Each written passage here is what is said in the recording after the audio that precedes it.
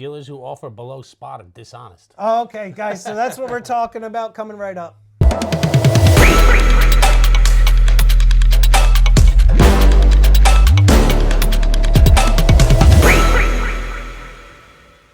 All right, so Andrew and I wanted to talk about Paying below spot. paying below spot. And right now, that's a reality.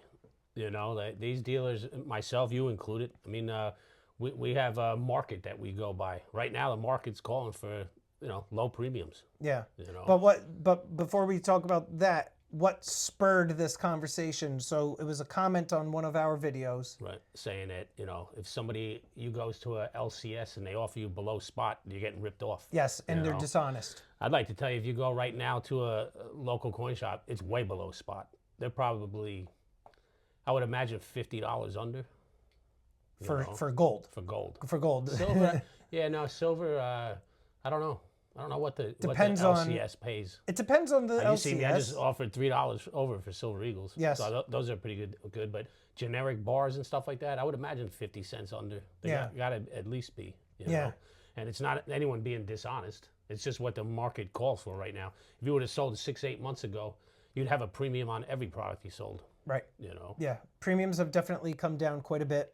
It's left dealers, coin shops, wholesalers. It's put everybody in the same situation. You kind of have to move with the market. It's tough too. You're kind of embarrassed. You see gold trading at 2,200, let's say, and that you're not going to wholesale. You're not going to get the spot even on some products. We talked about Krugerrands.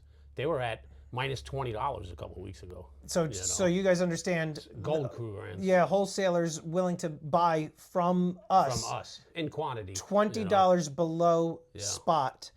And they're selling, last I saw, they're selling them for like $6 over spot. Which is crazy. Yeah. So, guys, think about the premium. So, like, what is Andrew going to do? Is he going to really offer, let's say, customers that come in, is he going to offer them spot for a gold Krugerrand and then 20 and getting sell them for minus 20? It doesn't. You have to. It's actually Maple Leafs are down too below spot. They're at like 99 and change. Have you ever seen a scenario where the metals have been like this, where the wholesalers are offering? I have. It was like that in the beginning. They were only paying 99% on a lot of that stuff. Don't get me wrong. Eagles, Buffaloes always draw some kind of premium. You know what I mean? But right now, it was like that before. Krugerrands, Pandas are below spot now. Britannias, a lot of that stuff's under spot. Some of them, the Krugerrand in particular, I get paid higher on my scrap gold melts. Than a Krugerrand. Than a Krugerrand's worth on a wholesale level. I've been throwing them in my melt. Is that just because nobody's interested in the Yeah, it must just, as the price goes up, I would imagine the demand for it is just stagnant right now. Yeah. A lot of these, the only thing they could do to move product is to lower the premium. Right. And being that gold is right around all-time highs again, set new records last week. You do definitely see people backing off of their gold buying because they think it's very slow right now. Yes, it is. And it's like stocks. Why would you buy a stock at all-time highs? You know what I mean? Unless you really are confident it's going to go flying. I think it's going to go higher. Do you? Yeah, I do. I'm not shy at all buying right now. Me neither. I just did a video the other day where I just bought 4 gold buffaloes. I told you, I bought 4 gold buffaloes at the height. But the thing is, 15 years ago or what have you, I bought my first 4 ounces of gold at the height, and gold was at $880 an ounce. So yeah, you could look back months from now and it could be at 3,000. You know what I mean? Who knows? Right. And it doesn't. And I've said this so many times before too.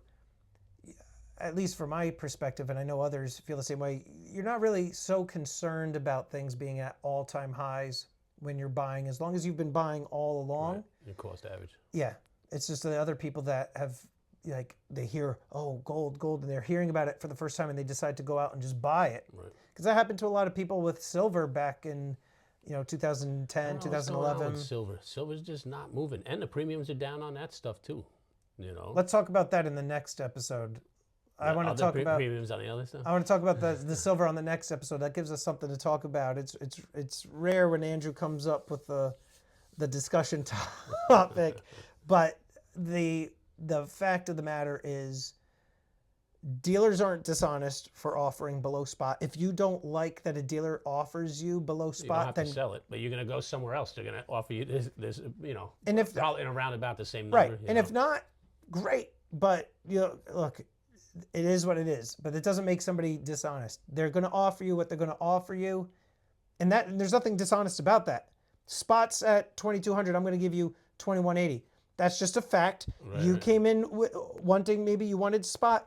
I'll give you $20 below. Nothing dishonest about that. Plus, times change. People coming in 6 months ago, 8 months ago, I was paying $50, $80 over for some Right. products. It just all depends on what's happening. It depends on the market. The market moves. When you go to buy a car, do you go right away and offer them, you know, below, like the exact sticker price? Right. Or, and same thing with, like, if you go to sell your car to a dealership, they're going to say, oh, you know, it's worth 12. We'll give you 10 grand. Does that make them dishonest? No, they're a business. They need to make the money on the difference. Car salesman a little dishonest. But the fact of the matter is, like, or like flea markets or garage sales. Oh, I'm selling this, you know, this traffic cone, $10.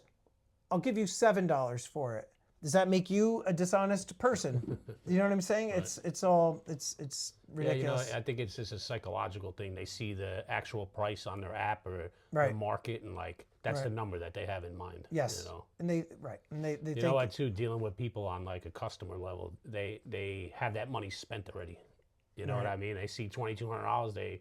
They know they're paying this, they're doing that with it, and like they have that money spent. So I understand where they're coming from, but you know, there's a lot of factors included that they don't understand either. Yep. You know. Yep. So that was the purpose of today's video. We wanted to kind of educate you guys a little bit on all of that, and so don't necessarily get, you know, all bent out of shape. If your LCS is offering you below what you wanted, you have to remember they have bills they have to pay for, inventory, employees. There's so much that goes. Gotta keep the lights on. Got to keep the lights on, guys. Really wanted to talk about the silver premiums and things like that.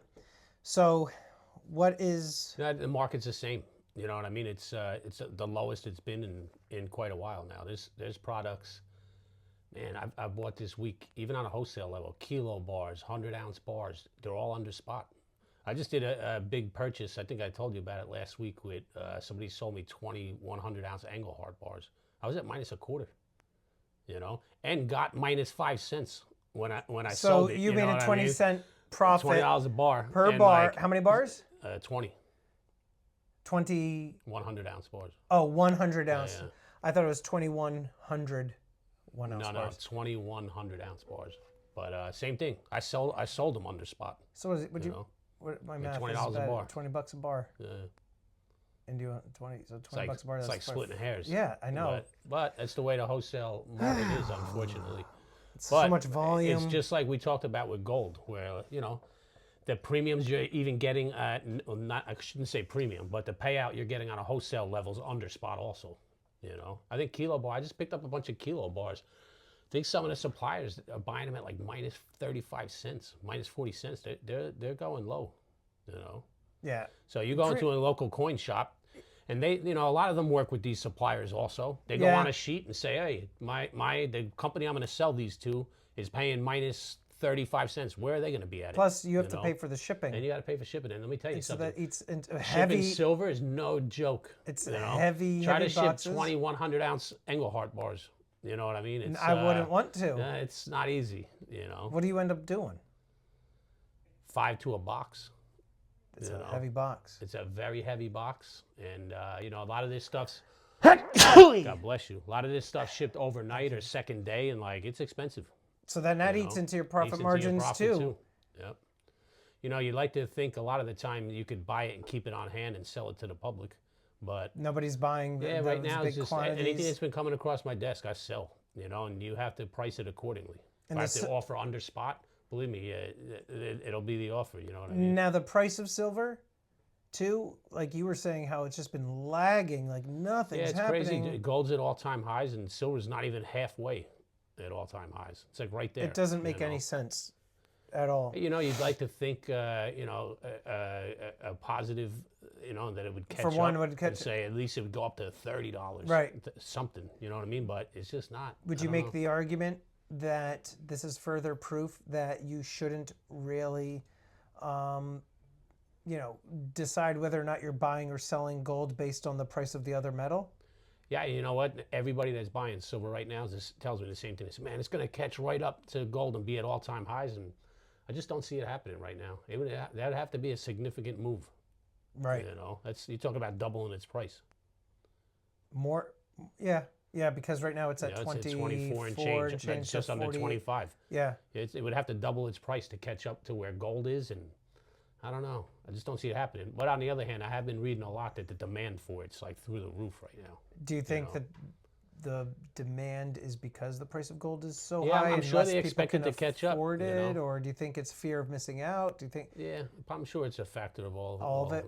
And people getting all worked up and that's the other thing, guys. Is like you shouldn't be buying based on fear and fear of missing out. You'll hear a lot of people say, silver hasn't had its day. Silver has so much more potential, which it does, because it's been at $48. If it acted like gold and hit all-time highs, it would double. You're doubling your investment. It's going to take a long time, and gold has been above $1,900 for quite a while. Gold's strong. Gold's holding. I didn't see today. What I think it just closed at 2174. So it's still right around that 2200 mark. Nope. Yeah, I mean, there's a lot to be said about the fact that gold is staying where it is and silver's not really catching up. The other metals either. I know we're way off topic, but yeah, platinum and palladium just not moving either. I don't really follow those. You know what? I get people sell them here and there. Right. Do you think now would be a good time for people to be stacking silver? I think because the premiums are so low. The premiums are low. It's a good time to get in. You would like to think that it would catch up to gold, but I even think right now, because I was saying for such a long time, like, stay away from silver eagles, and I feel like the prices have come down so much on them. Yeah, I think like they're below 30. You can buy them for less than spot plus $4 or $5. It's not that bad of a buy, but man, you can get into 100-ounce bars and 10-ounce bars cheap for right now. far less. I'm selling for spot plus $1 on my website. Yeah. Which is Bayshore Bullion Exchange. There he goes. EmpirePreciousMetals.com is my website, guys. I think, and we obviously both agree, people should stack both, and do it in moderation. Don't just go back the truck up, be like, oh, silver's going to catch up, and let me go just buy tons and tons of ounces. I would definitely add some though. Yeah. Hoping that it would go. Like I said, even if it didn't hit all-time highs, or back to all-time highs, you would at least hope it would hit $30, $32, something. I mean, do you think there's a certain point at which you would tell people that they should? Well, you know what? That I want to save for another podcast. I've been telling people for months. I get a lot of shit in the comments about gold. I always recommend gold, man. Anybody, if gold's at all-time highs, anytime you purchased it in your lifetime, you're up right now. Right. You know what I mean? Right. Except if you bought it 2200 like I did the other day. But you're not far. You're not far off. Not far off. And even if it came tumbling down, that also wouldn't change my sentiment about it, and it wouldn't change like how I buy it. I would still buy it. I'd still stack it. It wouldn't change my mind either way. But guys, we appreciate you sticking with us on today's video, and we will see you Have a good weekend, guys. next Sunday.